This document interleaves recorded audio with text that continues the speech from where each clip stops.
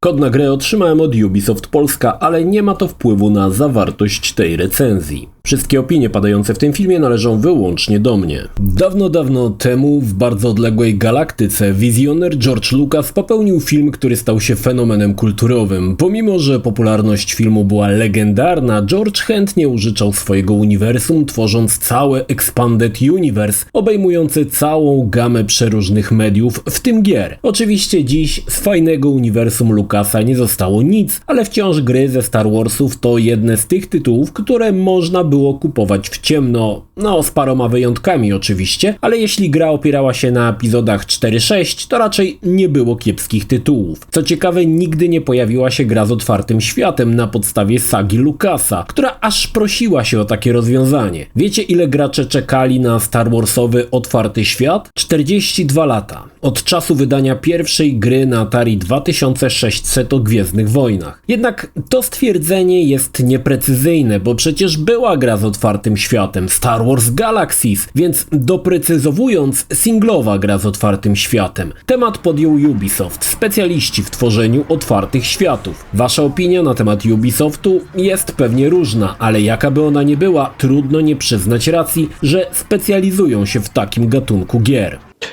Cześć, ja nazywam się Krzysztof Energik Micielski, a to recenzja gry Star Wars Outlaws na PlayStation 5. Zapraszam.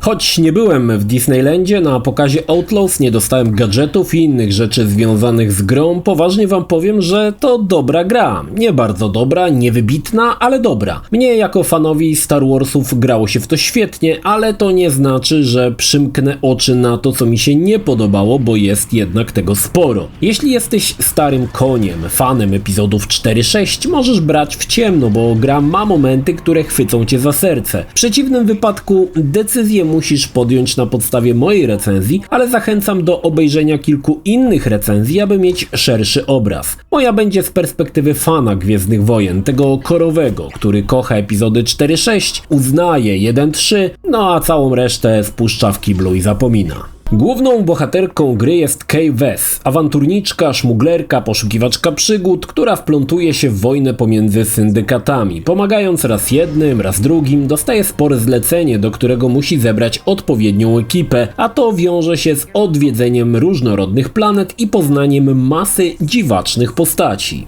Okej, historia jest średnia, bardzo chaotyczna i miejscami źle napisana. Przykład, na samym początku gry musisz podjąć decyzję, czy pomóc syndykatowi A i narazić się syndykatowi B, czy odwrotnie. Niby spoko, ale nic o nich nie wiemy, poza nazwą i jednym lakonicznym zdaniem. Na podstawie czego mam wybrać? Kto ma bardziej zajebistą nazwę? Sensu nabiera to kilkanaście godzin później, gdy wiemy, kto do czego dąży i jakie są ich cele. Wtedy te wybory, mają już jakiś sens. Wcześniej to raczej rzut monetą. W mojej wstępnej recenzji wspominałem, że Kay to postać zupełnie nijaka. Podtrzymuję to zdanie. Gdyby zamiast tej niezbyt urodziwej Kay wziąć bohatera w stylu Nathana Drake'a, narzucić mu kurtkę Hana Solo na garba, gra od razu by kliknęła. Tutaj zupełnie mnie nie interesował los tej dziewczyny i jej troski. Jest to postać, której nie można lubić, bo nie ma za grosz charakteru. Ciężko powiedzieć, czy jest dobra, czy zła. Jest totalnie nijaka.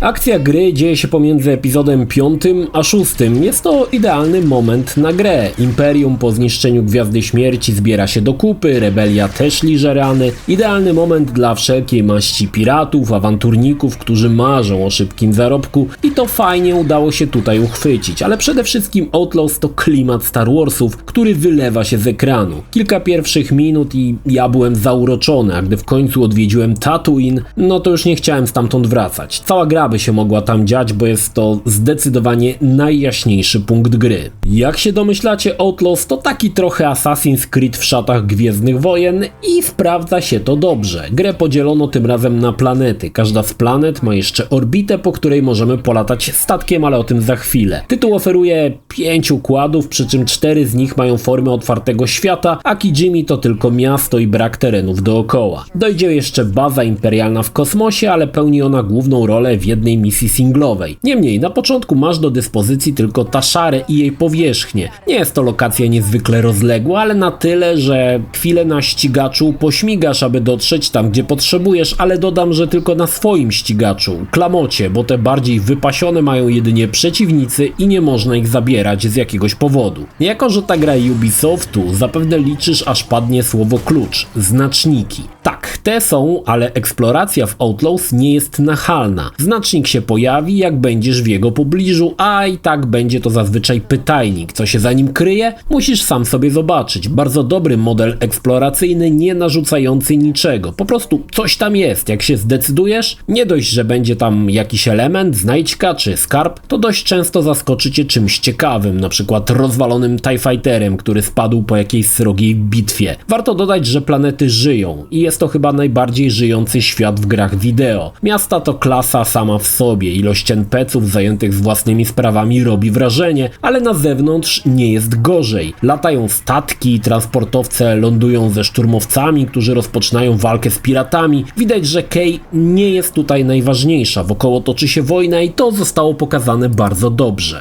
Kay może działać po cichu i znacie to doskonale z Assassinów. Zachodzenie od tyłu delikwentów czy chowanie się w wysokich trawach to standard. Nowością jest jej zwierzaczek, Nix. Jego rola jest nieoceniona. Może przynieść nam różne rzeczy, na przykład karabin, może odpalać bomby, wejść gdzie Kay nie może i nacisnąć przycisk, może zaatakować przeciwnika, pozwalając nam się do niego zbliżyć i po cichu zmieść go z planszy. Nix jest niezwykle ważnym elementem gameplayu i szybko staje się nieodzowny. Warto dodać, że gra nie wybacza błędów. Jeśli tylko przeciwnicy nas zauważą, wiązki laserowe zaczynają latać jak szalone. Walka pistoletami też jest dobrze zrobiona, choć wolałbym, aby przeciwnik po jednorazowym strzale w goły łeb z pistoletu laserowego raczej już padł na ziemię z wielką dziurą zamiast twarzy, a nie lekko się zachwiał i dalej ruszył do boju. Niestety mamy tutaj kilka głupotek. O waleniu gołą pięścią w hełm szturmowca, aby go skapiszonować, napisano już wiele, ale i przy strzelaniu ten element, no cóż, też jest dość głupi. Sama walka jest dynamiczna. Pistolet Kay ma kilka trybów na różnych przeciwników. Roboty trzeba zniszczyć strzałem jonowym, również szturmowcy z tarczami po serii z jonów na chwilę się odsłonią. Niektórzy przeciwnicy to gąbki na pociski, jak na przykład Gammoreanie, którzy przyjmują na klatę wiele zanim padną. Kay może podnieść blaster po przeciwnikach, ale mamy go tylko do momentu wyczerpania amunicji. Potem nadaje się do wyrzucenia, więc naszą główną bronią powinien być blaster i lepiej go dobrze ogarnąć, bo po kilku upgrade'ach może stać się śmiercionośną bronią, choć nie na tyle, aby przepalić twarde głowy przeciwników, no ale już tam. Niestety im dalej w grze, tym częściej sięgałem po rozwiązania siłowe niż żmudne przemykanie pomiędzy klamotami, aby w dogodnym momencie po cichu zdjąć typa. Dlaczego? Bo tak było szybciej. Obok walki mamy też elementy wspinaczkowe. Kay niczym asasyn z bractwa wspina się po skałach, używa linki, aby bujnąć się na drugą stronę. Samą dynamikę wspinaczki podkręcono, więc jest ona szybka i bardzo dobrze, nie ma tutaj zamulania. Elementy zręcznościowe są całkiem nieźle pomyślane, a to będzie jaskinia, gdzie będzie wiał mocny wiatr i trzeba będzie go unikać. Innym razem, aby dostać się gdzieś dalej, będziemy potrzebować pomocy Nixa albo własnej inwencji, choć raczej nie zawiesimy się w grze na dłużej. Misje fabularne w Outlaws są dobrze zaprojektowane, szczególnie te z początku gry. Potem już trochę jest gorzej, a potem znowu lepiej. Taki trochę roller coaster. Jednak nie schodzą poniżej pewnego poziomu. Niektóre postacie, które poznajemy podczas rozgrywki, to też klasa sama w sobie. Wspomniany w mojej wstępnej recenzji Boznak to zdecydowanie mój numer 1, ale ponieważ to samiec i to do tego sama głowa w słoju, szybko został podmieniony na innego bohatera innej płci. Ale wciąż misje fabularne są fajne, a jej są też mocno liniowe. Niektórych mogą razić akcje typu podejdziesz na odpowiednią odległość, to szturmowiec ruszy swoje litery, abyś za jego plecami otworzył drzwi i tak dalej, i tak dalej. Ale mnie to nie przeszkadzało, nawet spoko, bo dawało to fałszywe, ale fajne uczucie, że zajebiście ci idzie i brniesz dalej. Również misje poboczne wcale nie są gorsze, znajdziemy tutaj sporo ciekawych historii, ale te przygody też są nam serwowane nienachalnie. Zazwyczaj jakiś typ poprosi nas o pomoc, jak z nim nim pogadamy, albo znajdziesz przypadkowo jakieś informacje o jakimś skarbie leżącym gdzieś na stole datapadzie, albo podsłuchasz jakąś rozmowę w kantynie. Fajnie to rozwiązano, nie czułem, jakby mi ktoś do japy wpychał na siłę cokolwiek. Jak coś się działo, to dlatego, że chciałem, a nie dlatego, że ktoś tak chciał. Podoba mi się takie podejście i zrywa to trochę z całą ideą Ubisoftowych otwartych światów. Wykonując zadania, musimy opowiedzieć się za którymś syndykatem. To, że coś wykonujemy, na przykład dla chatów, nie znaczy, że tak musi się skończyć. Na pewno dostaniemy propozycję, aby ich zdradzić i zrobić komuś innemu dobrze. To sprawia, że nie możemy być ziomkami wszystkich dookoła, tylko wybierać, co nam najlepiej pasuje. Jakie mamy za to profity? Jeśli dany syndykat nas lubi, możemy wejść na ich teren i korzystać z ich sklepów. W przeciwnym razie, gdy tylko znajdziemy się na tym terenie, czeka na nas albo skradanie, albo walka. Ubisoft zadbał o kilka minigier i zrobił to w bardzo fajnym stylu. Mamy dwa automaty z wciągającymi gierkami, które zostały wykonane na modłę wektorowych gier z lat 80. Jedno to w sumie klon Star Warsów z automatu, a drugie to taka trochę wariacja Wipeouta. Bardzo fajna rzecz. No i mamy jeszcze karciankę. Nie polubiłem jej za pierwszym razem, bo nie ogarnąłem zasad. Tym razem przysiadłem do niej i jest to całkiem fajna gra, choć w mojej opinii zdecydowanie za prosta w wygrywaniu, ale całkiem nieźle to obmyślili i Sabak mógłby być normalną grą karcianą, bo jest tutaj całkiem niezły potencjał. Mamy jeszcze przyjemną minigrę z łamaniem kodu, w której trzeba odgadnąć ciąg symboli. Sympatyczne. No i jeszcze jest coś, przy czym krew mnie zalewała, czyli łamanie zamków w grze rytmicznej. Chryste Panie, jak ja tego nienawidziłem. Ale znalazłem na to idealny sposób, aby otwierać zamki za pierwszym razem, nawet bez poznawania patternu. Gdy poznałem ten prosty trik, zamki były dla mnie już tylko nieistotnym utrudnieniem. Gdy znudzi nam się stąpanie twardo po ziemi, możemy zasiąść za stery naszego statku i ruszyć na podbój kosmosu. I przyznam, że w demie mniej mi się podobała walka w kosmosie niż teraz. Możemy zwiedzać kilka lokacji, na przykład wraki jakichś ogromnych statków po bitwie, szukać surowców, walczyć z piratami, czy wykonywać też misje poboczne. Samo latanie jest całkiem spoko, również walka sprawia radochę, choć w mojej opinii jest trochę za prosta. Niemniej, kosmiczne miejscówki wykonano z wielką dbałością o detale i na pewno nie można powiedzieć, że kosmos tutaj zamula. Obok misji fabularnych i pobocznych mamy te całe znajdźki. I tutaj, no cóż, fajnie to rozwiązano, trochę jak w Valhalli. Okej, są skrzynki, ale aby je otworzyć, trzeba się napocić, albo fizycznie, albo wykoleić kilku typów, którzy skrzyneczki pilnują. Nigdy nie ma nic za darmo i za łatwo. Zawsze trzeba wykonać pracę, aby zgarnąć nagrodę i to był bardzo dobry pomysł. Fajnym pomysłem są karty do skarbca syndykatu. Jeśli zbierzemy wszystkie karty, możemy dostać się do wyjątkowo bogatego łupu. Obok skrzyneczek zbieramy też surowce. Te posłużą nam do upgrade'u naszego blastera, ścigacza i statku kosmicznego. Upgrade, no cóż, też całkiem pomysłowo wykonano. Teraz, aby wykonać ulepszenie jakiegokolwiek sprzętu, musimy mieć odpowiedni surowiec lub część, czasami bardzo rzadką, a te znajdziemy wykonując misje poboczne. Jest to ciekawe, bo nie można grindować już od początku wszystkiego na maksa, ale stopniowo trzeba odkrywać nowe funkcje. Podoba mi się takie rozwiązanie. Ale jeszcze lepiej wykonano drzewko umiejętności, a w zasadzie jego brak. Mamy zamiast tego karty specjalistów, czyli osób, z którymi się zetknęliśmy i skumaliśmy. Każdy z nich ma, powiedzmy, pewne umiejętności, których może nas nauczyć. I aby zdobyć daną umiejętność, trzeba wykonać albo jakieś zadanie, albo czynność, typu pokonaj strzałem w głowę 15 szturmowców, albo poproś Nixa o przeniesienie kilku przedmiotów. O wiele lepsze to niż liniowe zbieranie expa i wrzucanie w perki, które mają się jak pięść do nosa. Tutaj to bardziej przemyślano, a nowe perki trzeba dodać, że wpadają dość rzadko, co stanowi tutaj niespodziankę, a nie bezmyślne pakowanie expa w kolejne perki i odblokowywanie kolejnych. Także tutaj brawo za ten pomysł. Co do oprawy w Outlaws, mam bardzo mieszane uczucia. Gra ma tryb jakość i wydajność. W tym drugim niby mamy to 60 klatek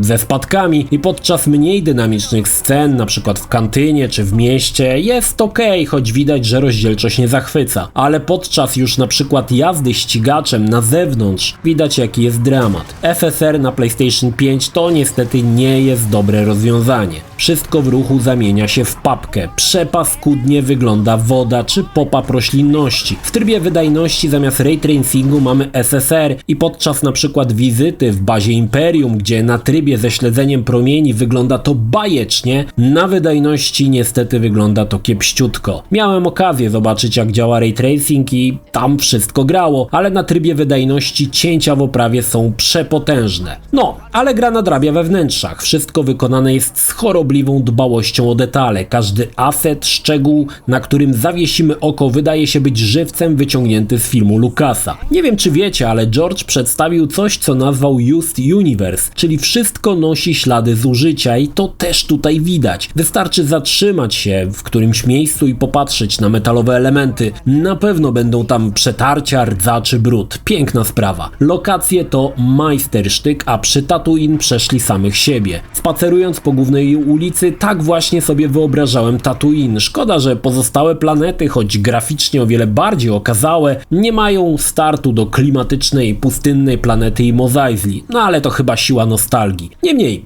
tutaj widać, że gra rządzi. Gorzej niestety jest z postaciami. W cutscenkach mamy totalny wypas i pierwszą ligę, ale gdy już idziemy po ulicach, to widać, że ludziki raczej detalami nas nie zaskoczą. Szturmowcy co prawda zawsze wyglądają pięknie i dostojnie, ale ludzkie wieśniaki to już widać, że najprostsze ludki z kreatora, najczęściej w menelskiej czapce, aby ukryć, że nie mają włosów. Lepiej jest z obcymi rasami, bo tutaj faktycznie widać, że świat zaludniono znanymi rasami z sagi Lucasa i za to szanuje w opór. Choć znowu, podczas rozmów z nimi nie oczekujmy nic poza dobrze znane drewno z gier Ubisoftu, więc zdecydowanie jeśli chcesz zagrać w Outlaws, to tylko na dopasionym PC-cie z ray tracingiem, bo wtedy gra wydobywa z siebie to co najlepsze. Podobały mi się zawarte w grze smaczki, nie jest ich aż tyle, ile bym chciał, ale wciąż. Na Tatooine na przykład odwiedzisz wszystko co znasz z filmu, jak i spotkasz postacie znane z filmu, co jest dość oczywiste, ale możemy trafić na przykład na przegenialne scenki, kiedy chociażby oddział szturmowców próbuje trafić w butelki rozstawione na murku z 10 metrów, no i jak się domyślacie, nikt nie potrafi trafić ani jednej. To opuszczanie oczka do widza, znane, może i wyświechtane tematy, ale wciąż niezwykle zajebiste i nośne, a jest tego tutaj o wiele więcej.